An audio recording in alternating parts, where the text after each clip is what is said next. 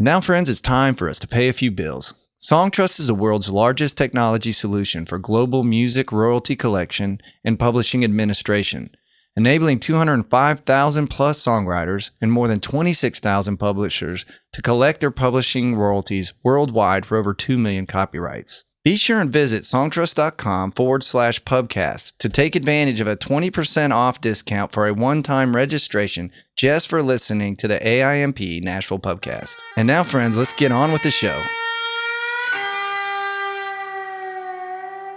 Hey, listeners. On this episode of the AIMP Nashville Pubcast, we have Wayne Milligan, Senior Director, Special Services and Royalty Compliance at TriStar Business Management.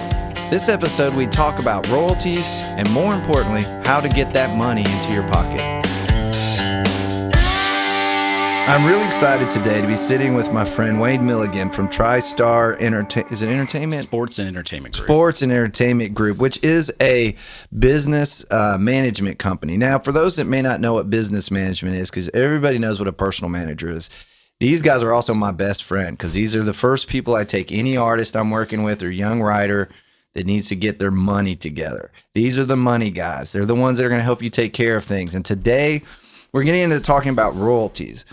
And we have other episodes talking specifically more about the publishing side of royalties. As we know, there's two levels to how the money seems to, well, there's lots of streams. But what we usually talk about is the copyright. And today, we're going to touch in more on the sound recording rights and the money involved and the royalties that come from those, which I find a lot of people don't really have a lot of knowledge of and leave a lot of money sitting on the table. But before we get kicking off, Wayne, why don't you tell us a little bit about yourself, and then we'll jump into the fun thing of show me the money. Thanks, Tim. I appreciate you having me out to talk about something that I'm very passionate about. I mean, royalties is something, everybody obviously, knows when you're working as an artist, songwriter, there's royalties involved. It's an area of business that's not necessarily covered in great detail. They talk about it in general terms, the types of royalties. When you talk about copyright, you have copyright royalties for the underlying song, the words and music. That's where the songwriters and the publishers earn their money. And then you have the copyright in the recorded performance and the sound recording. And so that's where the featured artists, the producers, and the non-featured musicians and background vocalists earn their royalties. And so I started out early on. I went to Belmont, worked 10 years after I graduated in music publishing, and thought I'd done pretty much everything I could do on the admin, licensing, and royalty side. So a friend of mine was leaving to start another career path and said, hey, would you like to come to work for a business manager? And I said, well, I'm familiar with business managers, but, what all will I be doing? He said, well, basically, you'll be doing royalty auditing. You'll be, managing all of the royalty streams that come in for all of the clients. I said, that sounds interesting. I've never done royalty auditing. See, already, for all you guys out there that are like me, that are creative, I love guys like Wayne because this stuff already makes my head spin. I'm not even going to lie. I'm in publishing. I totally understand the flow of things.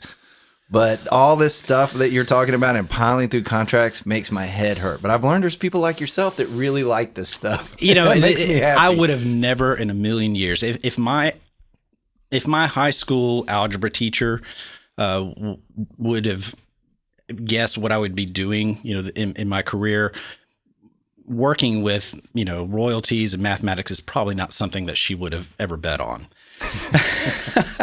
And it's something that my parents probably didn't. But I just, I found a niche.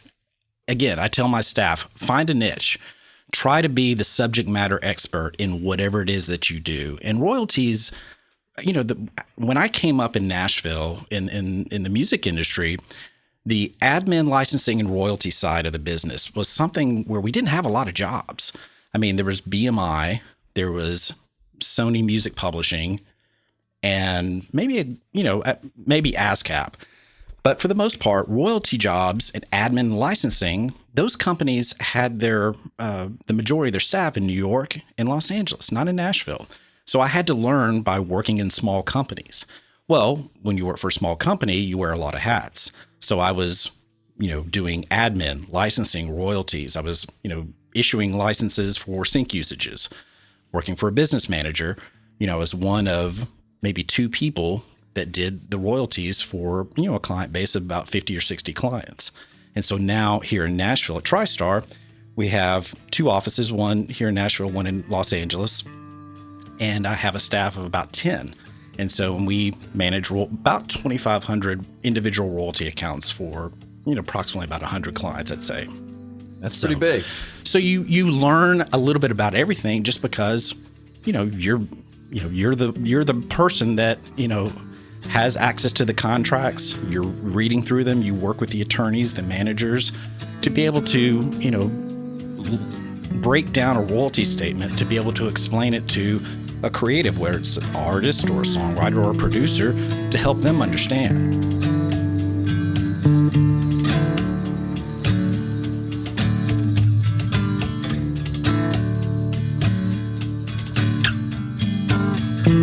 Let's start basic, because like me, I have a general knowledge of all this stuff, but we're going to dive into this. Let's start off with, like we mentioned, we have talked about in other episodes about the copyright, the song, the itself, and there's performance, mechanical, sync, grand, and lyric rights involved in those. But again, today we're really going to dive in a little bit more on master rights, because Wayne's mentioned already, there's been a big transition when we went to digital, and there's a lot of challenges and changes, and it's been a little messier, and we're still kind of in a wild west to me. I mean, not on where the money goes, but how do you get your money? Like, right. For me, I'm like, where do I go to get my money? So let's start off on a basic.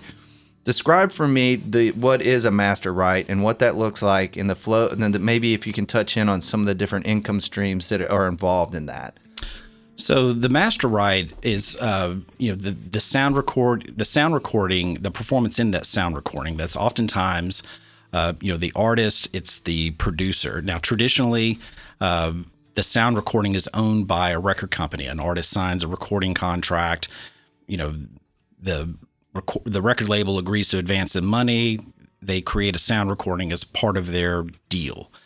Well, we've got a big shift over the last, say, 10, 15 years, where artists are owning their masters. And whether it's they own them from the very beginning because they have the leverage, or over the course of their career, they develop the leverage to be able to get copyrights back, or when they end up doing a new deal, they'll go to the record company and say, okay, yeah, I'd love to record for your company.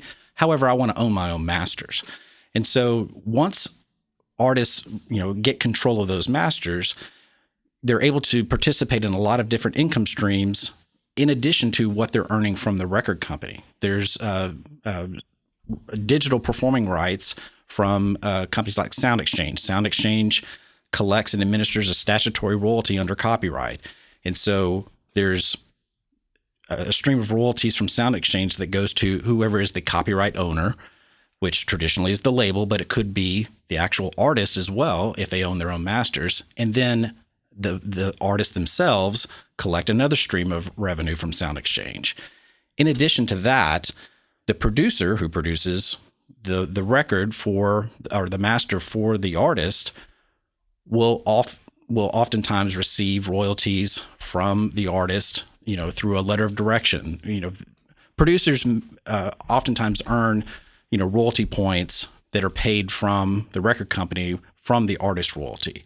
Well, they receive that same royalty percentage, and it's a percentage of revenue when it comes to Sound Exchange from the artist as well. So you have a featured artist, you have the producer, but you also have the non-featured performers, and that's the musicians and the background vocalists. So under Section 114 of the Copyright Act, which is the digital performance right, there is a section that deals with the payment of digital performance royalties. And like I said, it's the copyright owner, it's the featured artist, and there's also a reference to the non-featured performers, the musicians and background vocalists. That stream of revenue is actually administered by the AFM SAG-AFTRA Intellectual Property Rights Distribution Fund. Now, that's a mouthful. I was going to say, I am aware of who these people are, and we'll get into that. I have a story on that. But what do the, well, I think the basic way to explain, I think a lot of people don't understand it. As you've said, I'll back up on my basic, as I call it, meat and potatoes knowledge. A lot of what Wayne's covered is in traditional music publishing and in Nashville, it used to be we do demos. They'd write the songs. We'd do demos at the studios with the session guys, and those would be demo level. And so we would pitch those. Somebody would like our song, and an artist would cut that song, and then they would go in and re-record it, and then that with their label, and that would be the master. So when we say the word master, we're talking about the master recording, the master rights. That's what we're referring to, and it was pretty clean and easy, as you said. Like I don't know, probably 10 years ago, it started happening, and now, as you have mentioned, this is starting to get a little blurrier. And I'll pose you this to think about. Because I, as a music publisher, and a lot of my listeners are music publishers, but we're doing a lot of artist development. So a lot of times you have an artist, and then you will put your own artist's music out online digitally because it's super easy. Right. But as you just mentioned, there's also a lot that is attached to that you have to make sure and take care of administratively. But I'm jumping ahead a little bit. Let's go backwards. When you mentioned that whole AFM, who are these people? What do they do, and why is it such a mouthful to say? So, and I'll just abbreviate by saying the fund. That's the term that we use internally. So the fund is an organization that was designated by the American Federation of Musicians, the Screen Actors Guild, American Federation of Television Radio Artists, which is SAG-AFTRA. They established this fund in order to administer this percentage of sound recording digital performance royalties that's payable under copyright. And when did that change too? That's fairly new, right? It happens. Well, the setup of it, I'm not entirely sure when they officially organized, but it was simultaneously with the digital performance right being created under copyright. And as something I meant to mention, just to touch base on, when the masters were recorded, what we used to say back then is you were on the card. And on the card meant you were with the union and you were unionized, and the union helped you organize and help that whole flow of money we're talking about on the non-featured artists. And now that is a lot of vocalists are on the AFM and in that realm. And then there's the musicians union as well.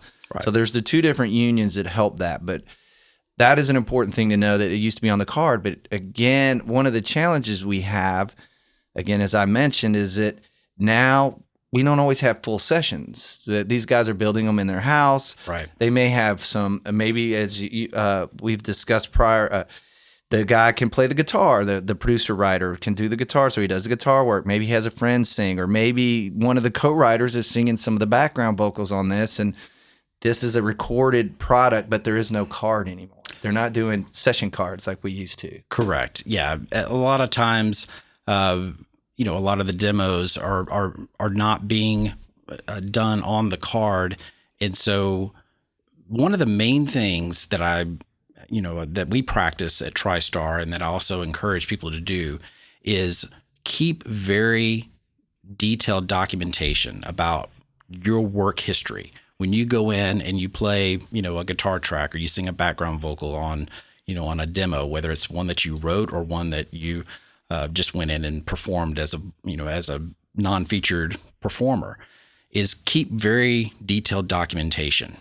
We have an estate that we work with, and many of it's of a musician producer, and many of the early recordings were that he worked on as a musician, very iconic recordings, yet they date back to the 1960s.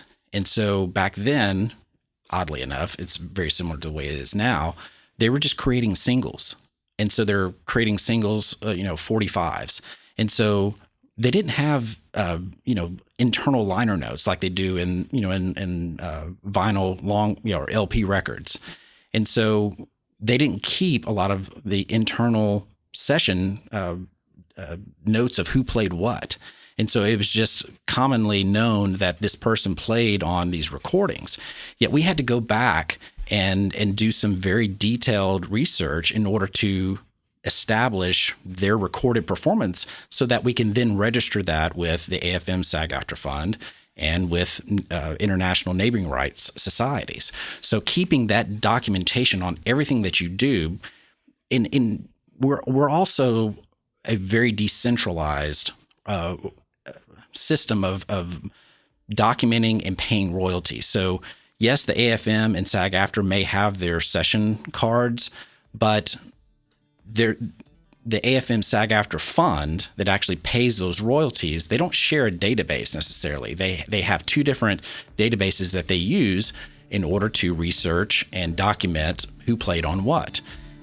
You would think that because they cover and pay the same people in different areas, that they would have a shared database.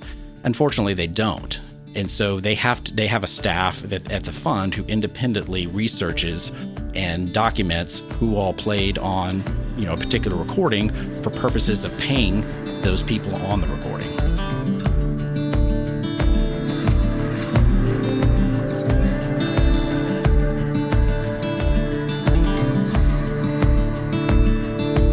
Okay, we have gone through a lot of names and streams of money and all that.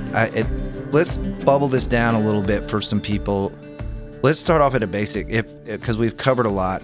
Where do I go to get my money? Like that, we've talked about where they're coming from, but say I'm an independent. Let's just start on the level of I'm an independent artist. I'm working with and let's say we'll make it even easier. I'm an independent artist, produces my own stuff, just to keep it on an easy tangent. How do I make sure I'm getting paid for everything I'm doing and putting out? Well, like where are some places I go to check for these flows of income? If I don't have a business manager, I would always recommend go to a business manager and have them do it for you. But a lot of them are DIY and young, up and coming, or publishing companies like myself that are doing this. How do we make sure we're registering in the right places, going to the right places to get our flow? So yeah, I'll talk a little bit about the monetization side, and also we'll talk a little bit on how to shore up liability, because that's another aspect of owning your own masters. Good point. So from a independent artist standpoint, the main thing is once you've created a master recording, we'll just say you took your Mac and you created something in Logic or Pro Tools, you have what you consider a commercial master. So if you collaborated with anyone, if you wrote the song with other writers who very well may have publishing companies that they're signed to, or if you worked with a producer, you have, whether it's contractual or if it's just kind of a gentle person's agreement that you're going to pay them some percentage of royalties from the earnings, you need to think about when you distribute, what are you going to use and how are you going to then pay out to them and how are you going to receive money? So there's, I'd say for the most part, TuneCore up until the last 3 or 4 years has kind of been the standard system that a lot of people use.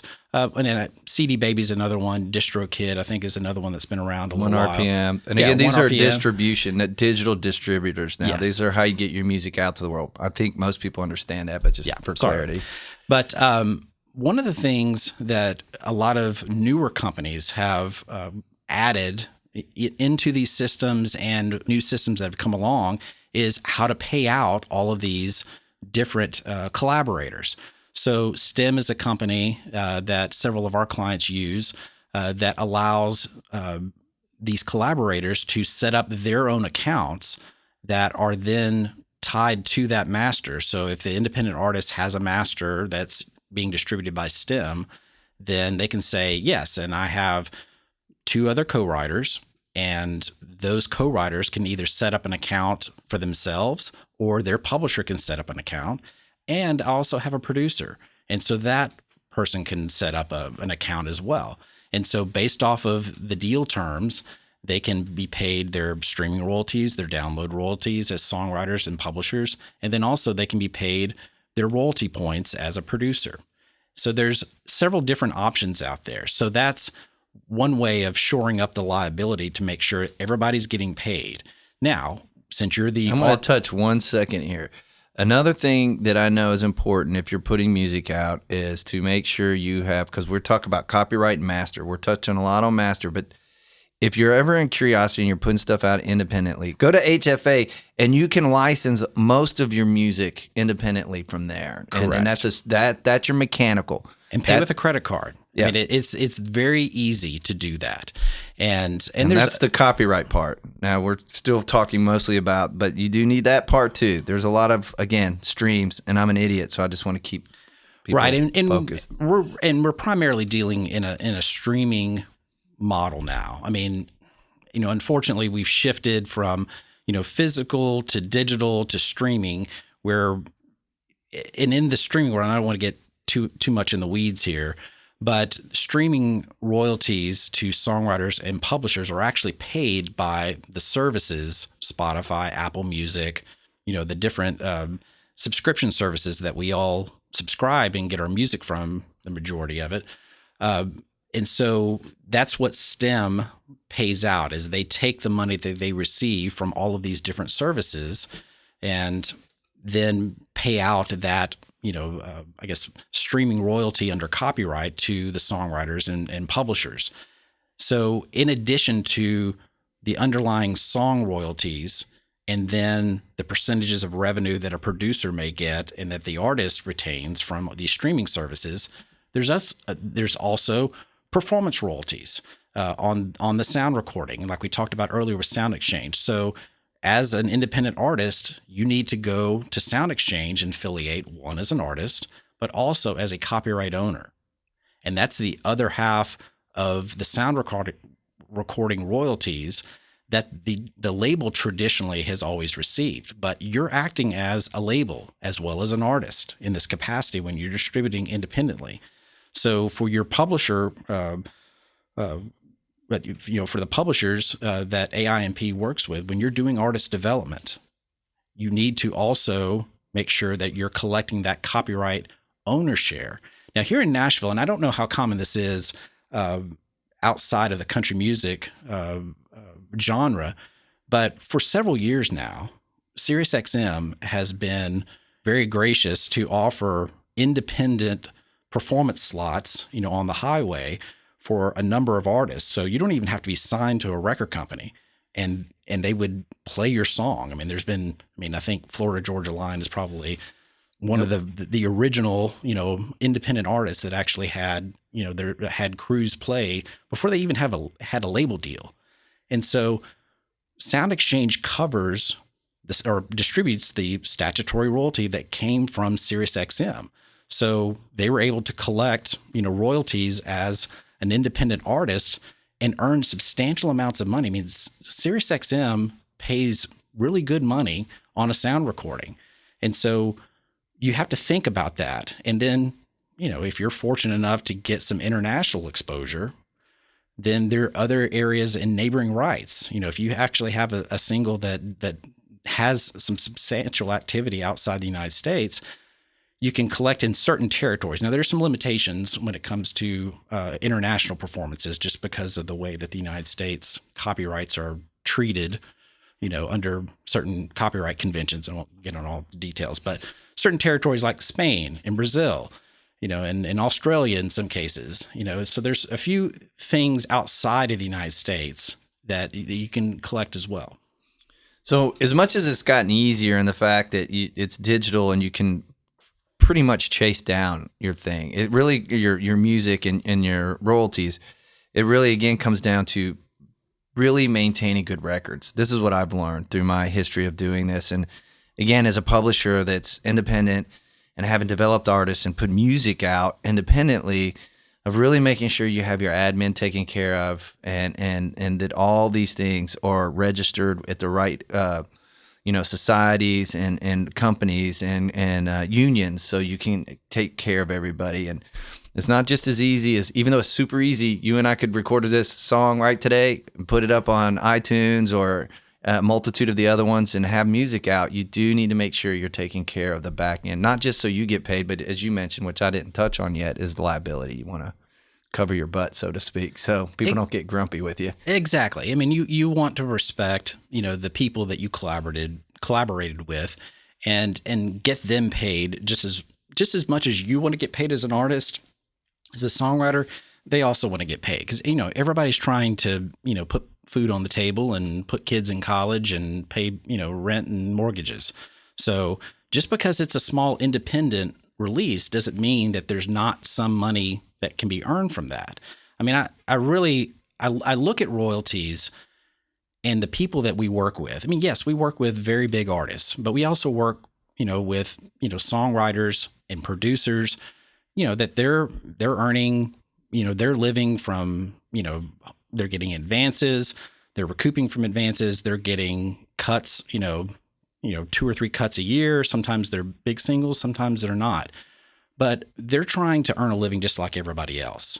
And so one of the main things that I always encourage people to do, creatives, in whatever capacity you work in, is one, document how you work, and then start looking at, okay, what are the different revenue sources that pay based off of how I work? So if I'm working as a songwriter, then you're going to get paid from primarily your performing rights organization that you're affiliated with, and your publisher, if you have a publisher.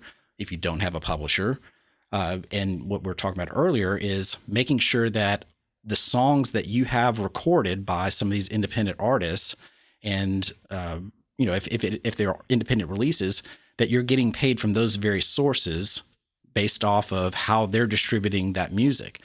If you're working as a musician and as a background vocalist, making sure that your performances on some of the the bigger songs that you've played on, you have documentation showing, yes, I played, the viola on this particular, symphonic, recording, or I played, the cowbell, on this, performance. And so all of that gets, sent to the fund in order for you to be paid as a musician. As a producer, that every one of your agreements that you have with an artist to produce a track, that you have a label letter of direction that's part of your agreement. So that gets sent to the record label in order for them to pay you.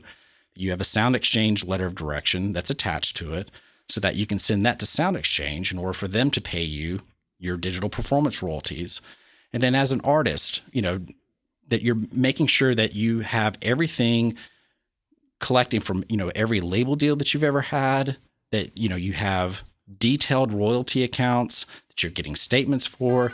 I mean, it's documenting everything.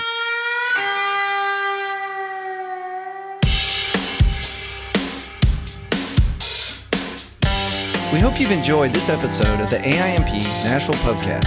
Subscribe now on your favorite podcast platform and follow us at AIMP Nashville to keep up with news, events, panels, and even new episodes. The AIMP Nashville Podcast is created by executive producers Del Bobo and Tim Hunzy, producer Brandon Harrington, mixing and editing by Casey Porter. Thanks for listening and supporting the AIMP Nashville Podcast.